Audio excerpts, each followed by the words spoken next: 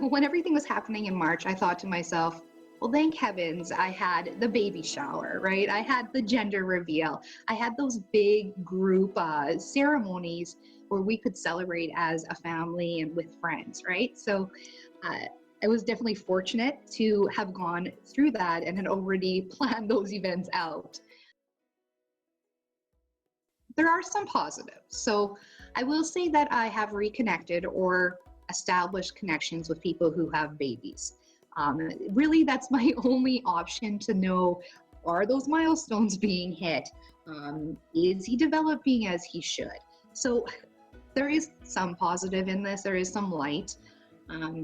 But as for other restrictions, we just really cope. Like, we just try to get by, and we know that we don't go to big gatherings, right? We don't go to the store.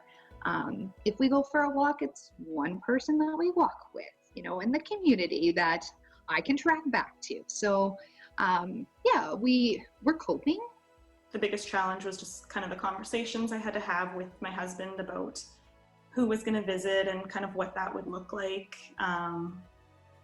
Would our family and friends wear masks in our house? How soon could they visit? I think it was just hard because you have your brand new baby and you had all these ideas when you were pregnant that, you were going to be cautious, but you were still going to have visitors come. And then all of a sudden you have your baby home and you have to, your opinions kind of change. You have this daughter who's a few days old and they can't make these decisions for themselves, and you have to make them for them. Who's going to be allowed to see them? Who can hold them? And you just had to be cautious, but also you didn't want to hurt people's feelings. And I know lots of people were understanding, but you just always felt bad saying like, oh, well, maybe not today.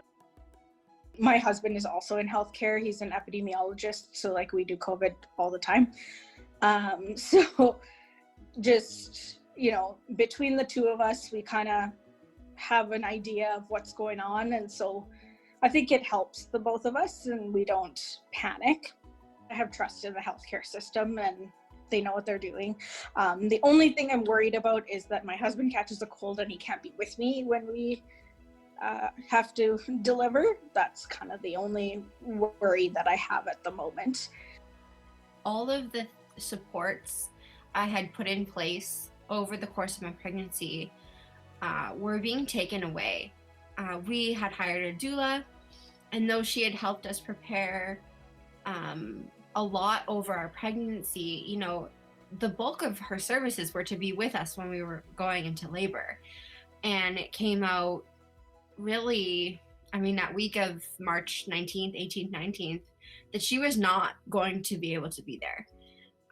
Thankfully, they still allowed one support person in, so Steven, my fiance, could come, but I don't know what I would have done without him. We don't know the future. That's how we got here, right? So you can, let it come with fear, or you can say, well, what comes, and right now we will just push on.